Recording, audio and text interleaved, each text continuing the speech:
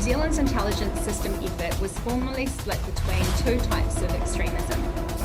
Identity, especially white identity, motivated violent extremism, and faith-motivated violent extremism. I would like to with Asia-Pacific supporting national. Time is yours, sir. Thank you.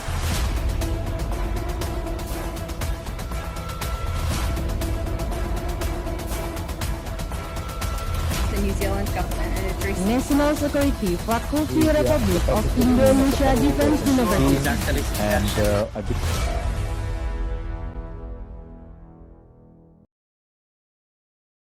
First Assault Squadron Indonesian Army Aviation as co-pilot helicopter Mi-17 V5 and currently study at the Republic of Indonesia Defense University, majoring in peace and conflict resolution.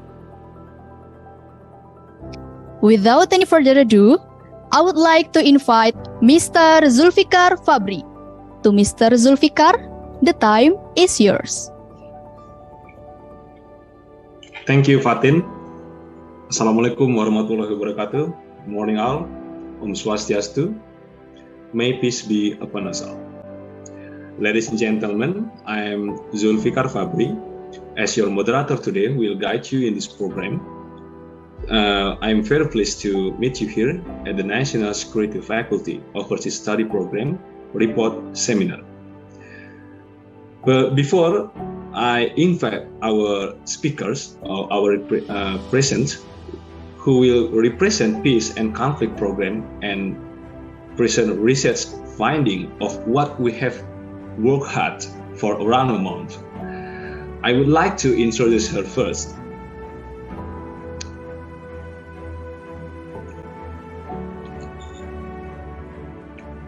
Our presenter is Mrs. Dian Ayu.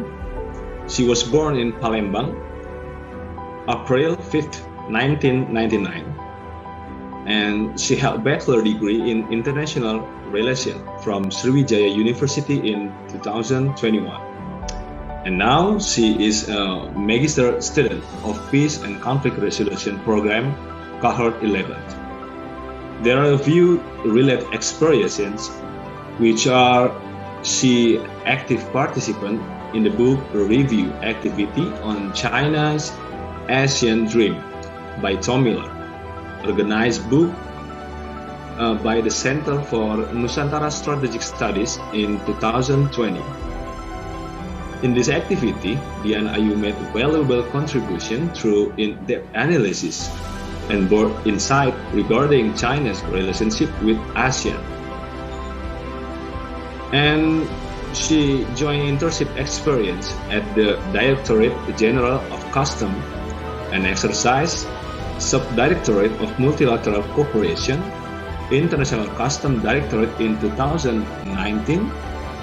And this experience provided Dian Ayu with an opportunity to contribute to strengthening Indonesia cooperation with other countries worldwide. And now, without further ado, let us welcome our presenter, Ms. Dian Ayu. Good morning, Dian. Good morning, Mr. Moderator. Okay, how are you today? I'm good, thank you. Okay, are you ready, Dian? Yes, I'm ready. Okay, the room is yours. Okay, thank you.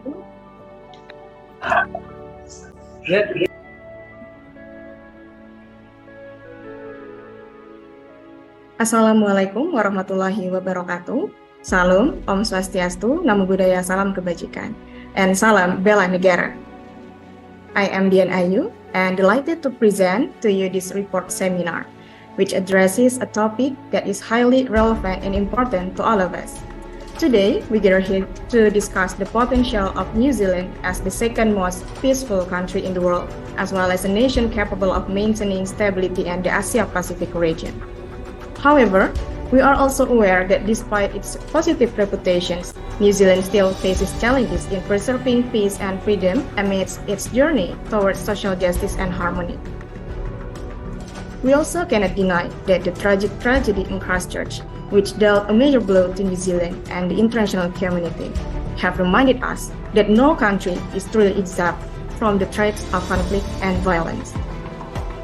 This brutal attack serves as a harsh reminder to all of us that peace should not be taken for granted, but should be the result of hard work and collective commitment from all of society. Yet, as we confront this reality, let us remind ourselves that New Zealand's response to the Christchurch tragedy serves as an example to the world. The country has demonstrated its strength by showing solidarity, compassion, and inclusivity. Through its resolute stance against hatred and acts of terrorism, New Zealand has sent a powerful message that they will not allow fear and violence to undermine the values cherished by these nations. It is important for all of us to acknowledge that conflict and violence are complex issues involving various factors.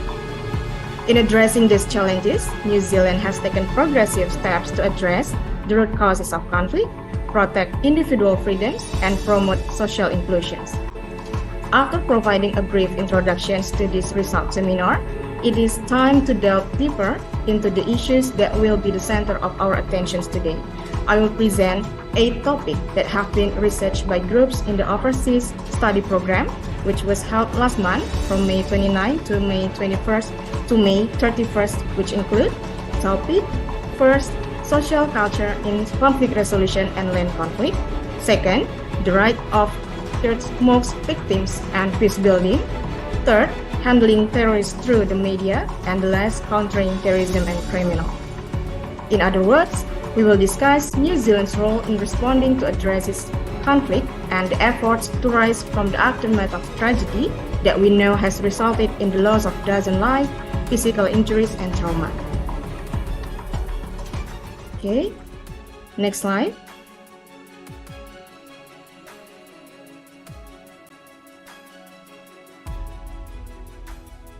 Okay, next slide. The theory that we use, such as theory of peace building by Ledra, theory of human security, agenda setting and framing theory, theory of needs by Maslow, and others. Next slide. Before I proceed to discussion stage, allow me to introduce 3 speakers who are participating in the Overseas Study Program in Peace and Conflict Resolutions. They are Professor Dr. Zuriatun Toiba, a Professor of Sociology at Syarif Hidayatullah State Islamic University, Ms. Gisar Laukom, the Deputy Head of Mission and Political Counselor at the New Zealand Embassy in Indonesia, and Professor Kevin Paul Clements, the Director of the Peace Institute. Next slide. This research utilizes umbrella research, which is a collaborative research approach that focuses on a main research theme and is further divided into smaller sub-themes that complement and support the main research. The study employs a qualitative research design with the analysis method of grounded theory approach. The data collection techniques used includes in-depth interview through discussions, documentations, and literature study. And then the techniques of validating data, we use triangulations. Next slide. The first topic is about social culture in conflict resolutions. When it comes to New Zealand, one is immediately confronted with its multicultural heritage. Throughout history, the nation has encountered complex social and cultural conflicts stemming from diverse ethnicities, indigenous heritage, and differing perspectives. However, it is through this rich tapestry of differences that New Zealand has emerged as a shining example, demonstrating how social culture can be harnessed to bridge divides and create harmonious societies. Multicultural education in New Zealand embraces the transformative power of knowledge and cultural awareness. It encourages individuals to cultivate attitudes of openness, empathy, and acceptance, enabling them to engage with diverse perspectives and seek common ground. Multicultural education paves the way for deeper understanding and tolerance in New Zealand. It plays a crucial role in nurturing individual attitudes of tolerance and has the potential to bridge differences in culture diversity, ethnicity, race, religion, language, and other aspects. Next slide. The topic is about land rights and sovereignty claims. However, New Zealand still has the potential for conflicts, particularly related to socio-cultural issues, such as Maori dissatisfactions regarding land rights and sovereignty claims. Research findings indicate that the Maori have experienced oppressions and violations of their land rights for centuries, leading to dissatisfactions and tension between the Maori and the government.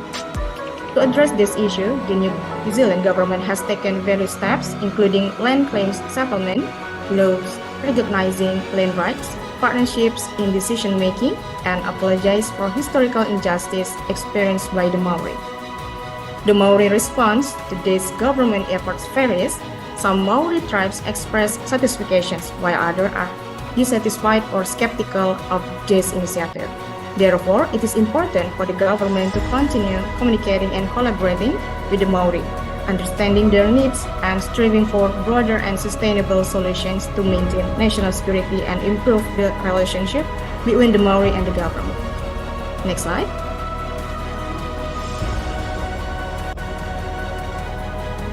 Okay. In this topic is about the countering terrorism. Over the years, New Zealand has witnessed the shift of the nature of its conflict, necessitating a strategic and comprehensive response to counter the emerging threats. New Zealand, known for its peaceful and inclusive society, has not been immune to the global rise in extremist ideologies and acts of terrorism. The changing landscape has prompted the nation to confront these challenges head-on and take proactive measures to ensure the safety and security of its citizens. Recognizing the gravity of the situation, New Zealand has adopted a multi-phase approach in countering terrorism. The government has prioritized intelligence gathering and sharing to identify and disrupt potential threats. Collaborating with the international partners has been strengthened to enhance information exchange and collective efforts in combating terrorism. The no-name, no-face policy is implemented to reduce the notoriety of terrorists. Additionally, amendments of firearm ownership laws have been made, and proposed counter-terrorism legislation aims to grant expanded power to law enforcement agencies. In addition, New Zealand has made significant efforts in addressing the digital dimensions of extremism, recognizing the influence of online platforms in radicalization and recruitment. The government has collaborated with technology companies to develop innovative strategies to counter extremist content and promote digital safety. Next slide. The topic is about motorcycle gang. Another unique challenge in New Zealand is the presence of motorcycle gangs that pose a threat to national security. Why does this happen? According to the reports from the New Zealand Police in 2023, the number of gang members in New Zealand is significant and concern for authorities. This led to the establishment of the Gang Harm Insight Center and its national gang list. The number of gang members has surpassed the count of active military personnel. These gangs contribute to criminal activities such as drug trafficking, violence, robbery, and murder. However, despite the criminal activities conducted by gangs in New Zealand, it is important to note that relationship between the gang, police, and people is not extreme, and some gang tries to clean their image. It is also crucial to recognize that not all motorcycle gang members are involved in criminal activities, and there is variations in the activities and goal of motorcycle gang in New Zealand. During the most dangerous motorcycle gang in New Zealand, the Mongrel Mob condemned the terrorist shooting in Christchurch. This phenomenon demonstrates that not all motorcycle gangs in New Zealand always exhibit negative behaviors. In fact, some motorcycle gangs engage in charitable activities such as fundraising for local foundations, organizing charity events, and providing assistance to families in need. In terms of maintaining national security in New Zealand, there are 3 suggested stages for New Zealand government to address the phenomenon of motorcycle gang. First, monitoring and assurance. Second, recognitions. And last, integrations. Next slide.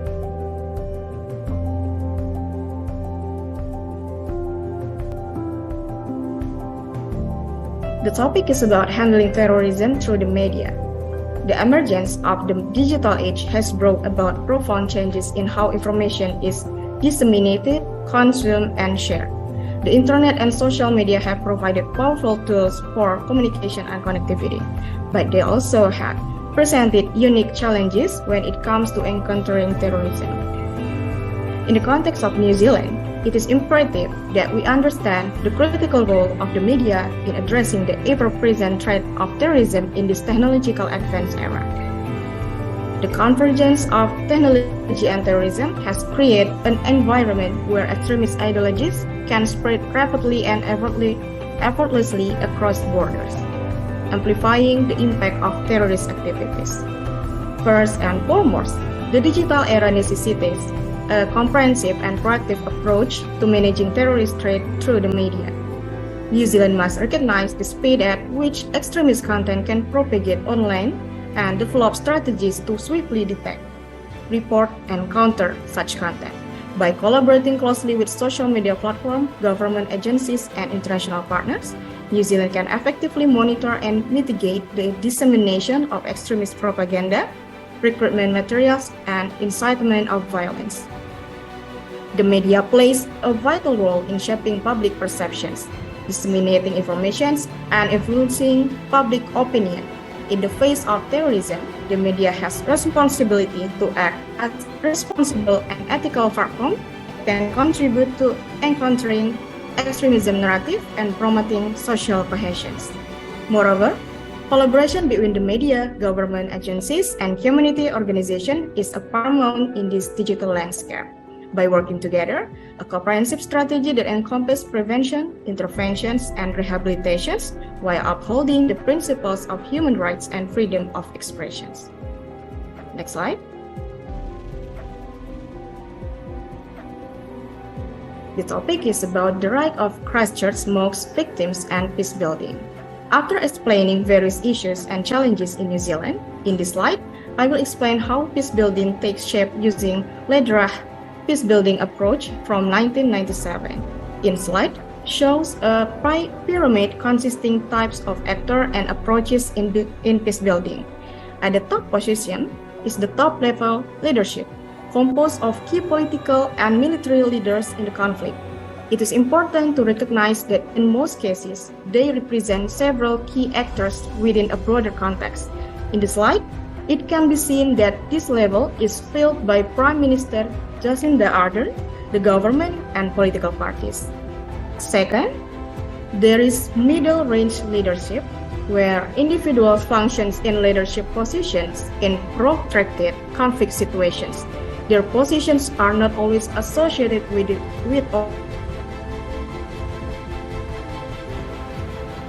In the study, this position is filled by the religious community and Hui community, ethnic community. And last, there is grassroots leadership, representing the masses, the grassroots of society. Life at this level is characterized, particularly in the situations of protracted conflict and war, by survival mentality.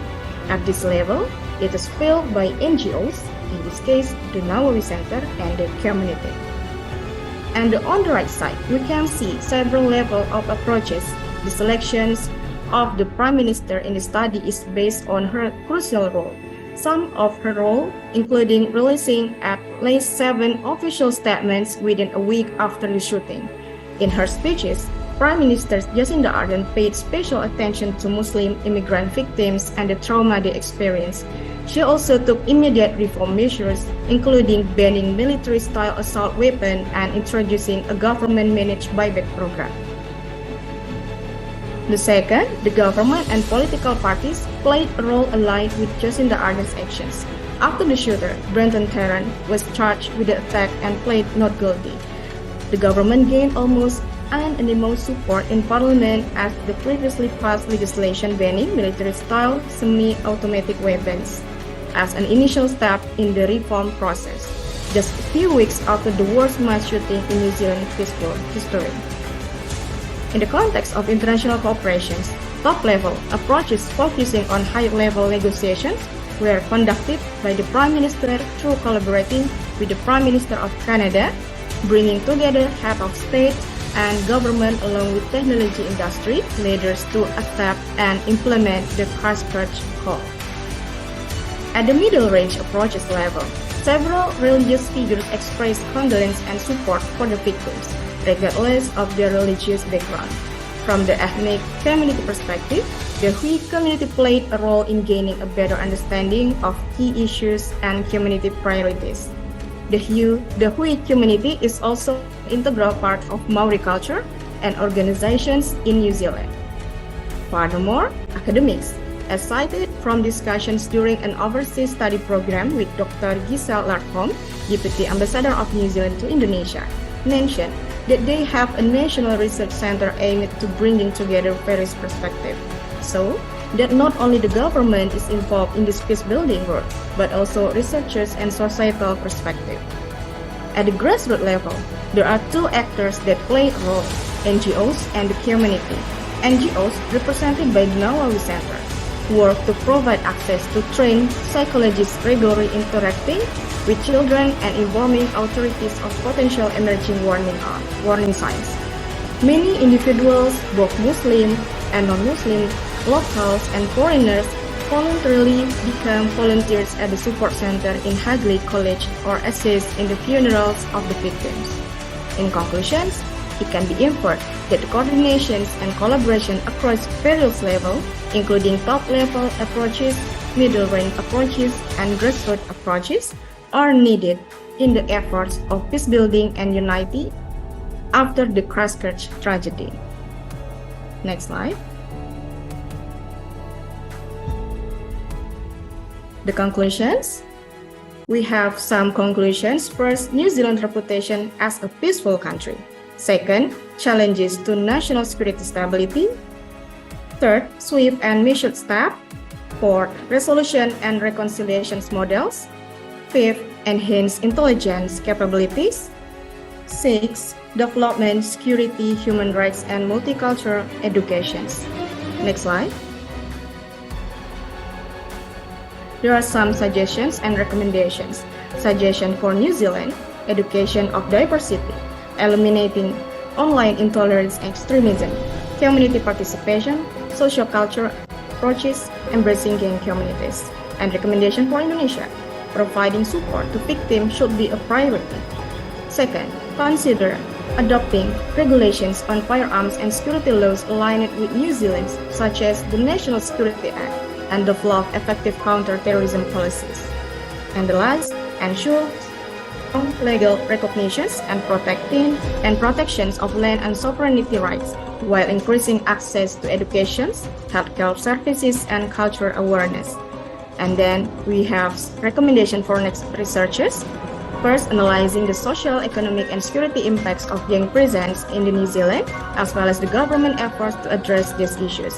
Second, evaluating the effectiveness of government policies and promoting security, tolerance, and interfaith dialogue in the community after the Christchurch tragedy. Assessing the effectiveness of public approaches in preventing conflict and radicalism in New Zealand. Next slide. For closing, I will give some closing statement. Today, we stand united, inspired by the resolute dedications of a nation that has shown us the true essence of peace. Let us carry this flame of inspiration within us as we return to our respective corners of the world, knowing that peace is not an elusive dream, but a living reality waiting to be nurtured and cherished. Remember, the journey towards peace is not a solitary, but a collective voyage where every voice matters, every action counts. Let us become the change agents who will ignite the flames of understanding, compassion, and respect in our society. Thank you very much. Wassalamualaikum warahmatullahi wabarakatuh. Salam Om Swastiastu, Namo Buddhaya, Salam Kebajikan, and Salam Bela Negara.